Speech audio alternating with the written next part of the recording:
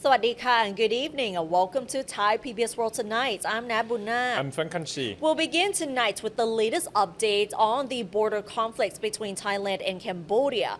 Following the landmine explosion last Monday, where 4 soldiers were injured, one of them left amputated, the blame game between the two countries continued ever since. And Thailand recently accused Cambodia of laying new landmines with the intention to kill Thai soldiers. The Thai government launched a publicity offensive against Cambodia, accusing their troops of laying new anti-personnel landmines on Thai territory with an intention to kill or maim Thai soldiers in clear violation of the peace deal signed by the two countries in Malaysia in October. In a press conference at the government house yesterday, evidence including video footage from smartphones seized from Cambodian soldiers was presented to the media as proof of Cambodia's provocative attempts to heighten border tensions. The government spokesman told the media that if bilateral channels fail to convince Cambodia to abide strictly by its commitments to their joint declaration, Thailand would resort to a multilateral approach and reserve the right to action if necessary in response to Cambodia's provocative acts. Meanwhile, Rear Admiral Surasan Kongsiri, the spokesman for the Defense Ministry, revealed that 20 Thai soldiers were injured, including 7 who lost their limbs in 7 landmine explosions between July and November. He also said that Thai troops know that new landmines were laid by Cambodian troops, as he dismissed Cambodia's claim that the mines were laid by Thai troops. He also said that a smartphone seized from a Cambodian soldier at the scene of the fighting contains footage taken by Cambodian soldiers clearly showing their men laying the landmines. Meanwhile, Cambodian Senate President Hun Sen has claimed that 18 Cambodian soldiers held by the Thai military are not prisoners of war, but hostages who are being used by Thailand as a bargaining chip. The former prime minister also questioned why a special reporter on the human rights in Cambodia has never mentioned the case of the captured soldiers and why international law has not been applied to force their release and repatriation. Hun Sen is quoted to have said that Cambodia has no intention of retaliating against what he claims to be provocative acts by the Thai military, not because it is afraid of Thailand, but because it recognizes and respects the joint declaration signed by both countries in Malaysia last month.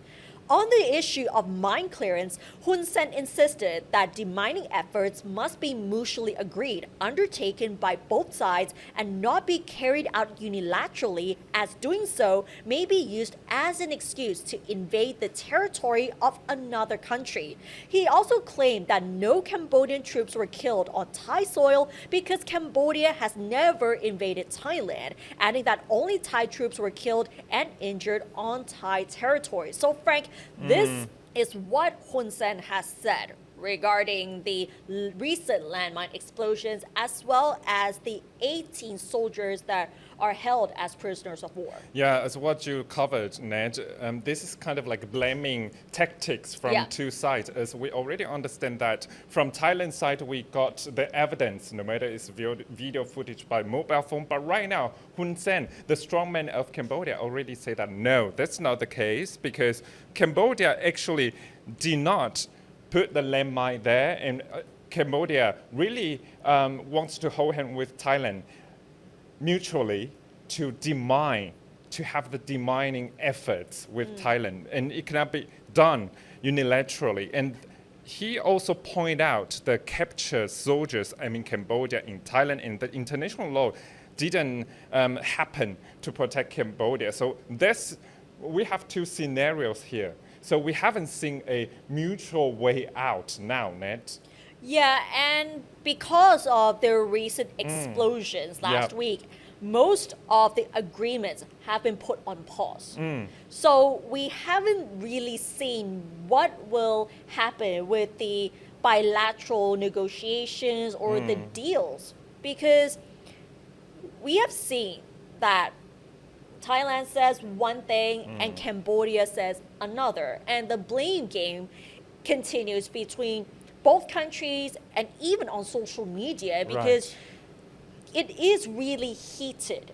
Whenever the Thai media reports stories on the Cambodia Thailand conflicts, we see so much anger from both sides, blaming each other as to who started the war first. And it's not going to end so easily. Right. This is a deja vu situation, as in, of course, we reported since the beginning of this conflict between Thailand and Cambodia in April. We already see so much hatred, no matter offline or online, in social media platforms, that people, no matter it's the netizen from Cambodia or Thailand, right now trying to find the cause of it. But right now it's not the case because it's so complex at this moment. It's not just Cambodia and Thailand right now. We have, of course, the mediator, Malaysian Prime Minister Anwar Ibrahim, now with us. And we also have US President Donald Trump got involved at this point. So we haven't seen that way out, clear path to peace between two countries at border. This is quite complex and complicated. Very complex and very complicated indeed, like you said, Frank, because ever since we started reporting on the border tensions, we seem to get a grasp of the intention between Thailand and Cambodia. And based on several reports, we could tell, not just the media, but also analysts who have been observing the situation, Cambodia's aim is to escalate the matter to the ICJ, while Thailand aims to do it peacefully, bilaterally. So because, as what you said, when we talk about on the international stage, ICJ mostly favor Cambodia in the conflicts. But of course, this is the Thailand's mechanism and tactics right now to really maintain it just at the bilateral level, because we do not want to take it to ICJ, the international level there. So this is how we always struggle in between and find a way to balance. But now the balance has been broken again. Yeah. And it's going to be really difficult path going forward, because I think it stems from the tensions that have been stemmed from the history of both sides as well. Right, and we might see the military force fighting each other again in border. And right now, of course, is those residents on both sides, Cambodia and Thailand, have to embrace the impact from the military force too. So we will see how it goes, and of course, we will give you updates very soon. And we have to turn our page back to internal politics. Nat, I think this is the topic that you love now. So really? I mean, the topic that you always observe and you always witness, and you have your analysis there, because one of the Thailand's strong men in politics, of course, former Prime Minister Thaksin, right now still in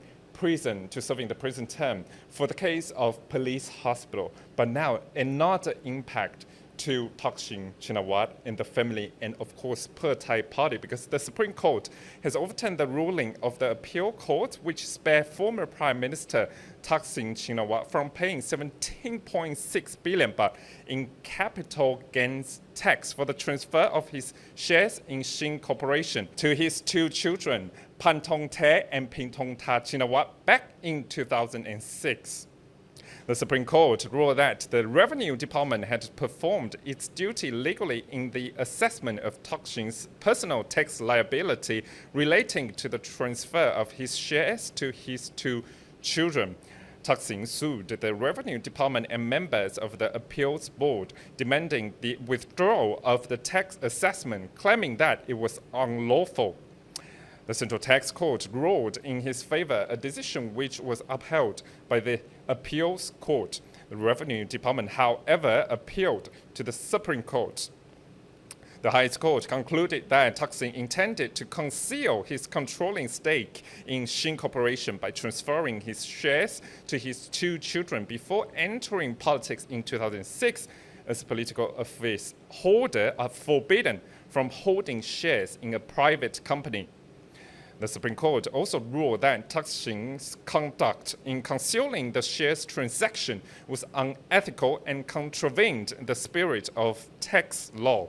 It overturns the appeal court's ruling and ordered Thaksin, who is currently in prison on another matter, to pay the 17.6 billion baht to the Revenue Department. Meanwhile, Finance Permanent Secretary said today that the Revenue Department, the Office of Attorney General, and the Legal Execution Department will be involved in the collection of Thaksin's unpaid personal income tax.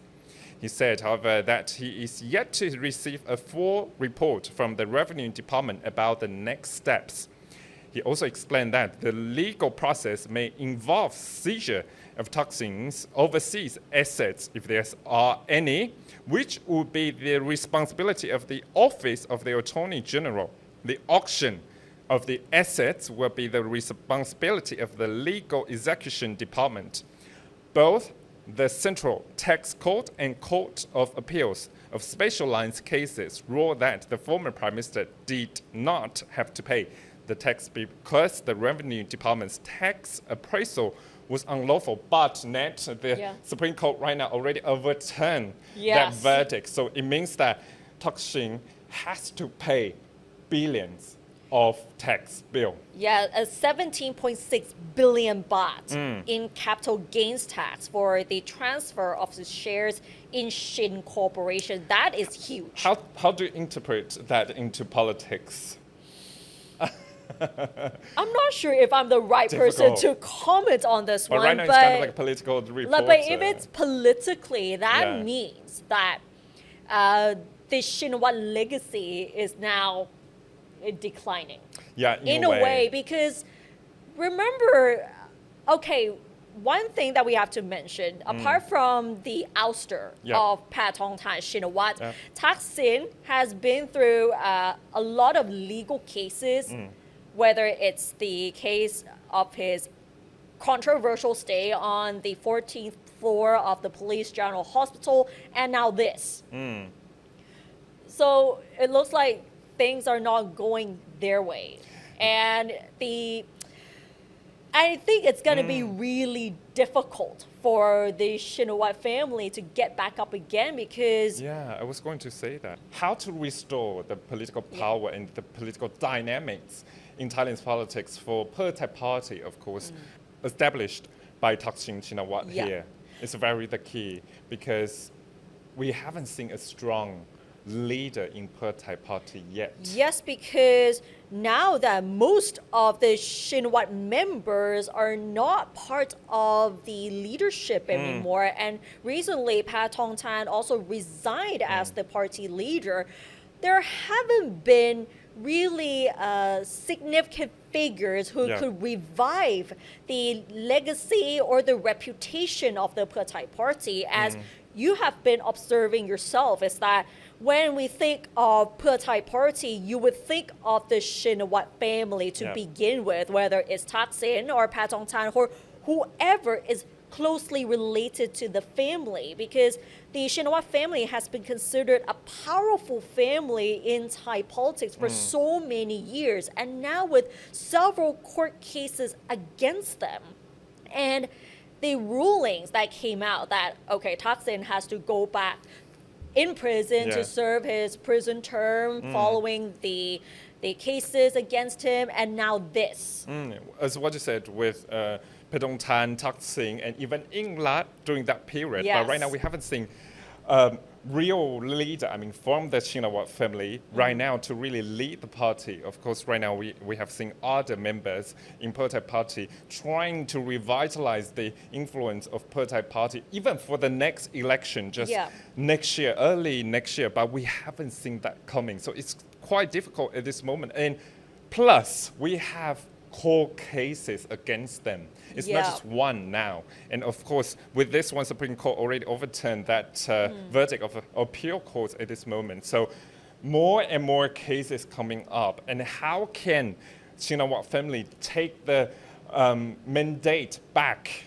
Pretty difficult, isn't it? Yeah, but some political analysts say that this won't be over for the Shinawat family because let's say if Thaksin is released from prison, he can still do something to revive the legacy and the Thai Party itself. They can still find ways to take that stronghold back in several regions, because you might remember that the north and northeastern regions were Pheu Thai's stronghold before, but we still have to wait and see for the next general elections that are coming up as to how will political parties compete in this next general election, because it's not about the reds, oranges, and blues anymore. Yeah, we have so many new energy in political parties to Phum Chai. Of course, right now Phum Chai is the ruling party at this moment, and Pheu Thai and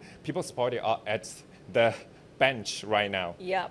To go against Phum Chai. So how it goes, we will see very soon. Exactly. And now we will end the program with a social media backlash after a Thai influencer posted a video of himself dancing shirtless on a car roof in front of a convenience store with a view of the famous Mount Fuji in Japan. So this has been a huge talk of the town since yesterday. Hot topic. Yes. the hottest topic on internet right now. Have you seen that video? Yes, I've seen that video, and many of the Thai netizens are outraged by this video because it actually shows a Thai influencer dancing without his shirt on a car roof at a popular tourist viewpoint in Japan. The influencer known as Jack Pep Ho is seen dancing in front of Lawson convenience store near Kawakuchiko Lake, one of the most popular Instagram spots in Japan, from where tourists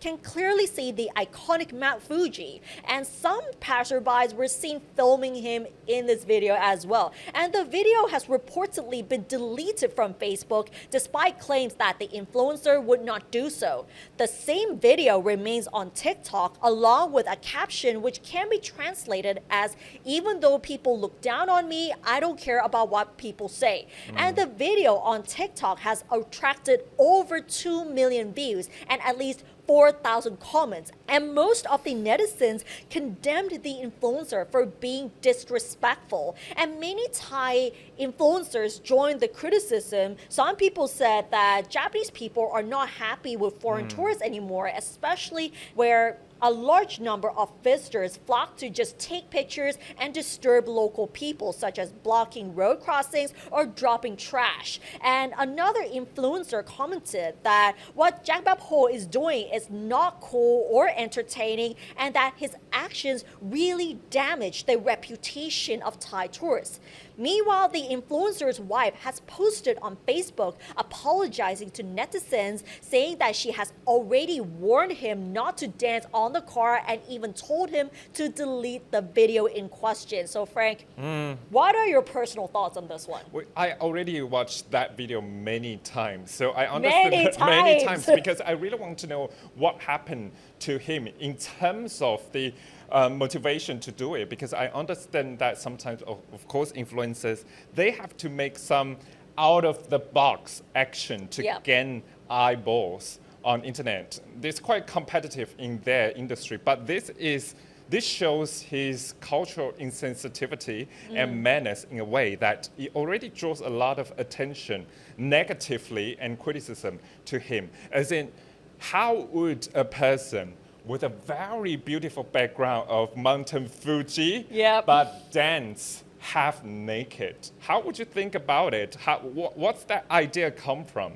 Well, I don't know what is his intention of doing that, but the culture between Japan and Thailand are so different. And like how Japanese people prefer to keep quiet, but Thai people are not really like that. They love to socialize. Sometimes they like to be very loud at certain places. I'm not saying all, but you always have to remember that whenever you're traveling to a different country, you have to understand and respect their culture and their etiquette. Yeah, but to balance that point for Thai people, I think compared to where I come from, Taipei, so I understand that actually Thai people, you also have that social etiquette. You have manners in so many ways. Sometimes individuals, Thai people, they want to keep to themselves. They wouldn't speak out loud in terms of their ideas. But this time, I think it's quite different in Yeah. a way to see Thai people dancing half naked on a car. So I wouldn't say that that represents most Thai people in a way, but Yeah. it could really tarnish Thai people's reputation in Thailand. Exactly. And many people have criticized that his actions have tarnished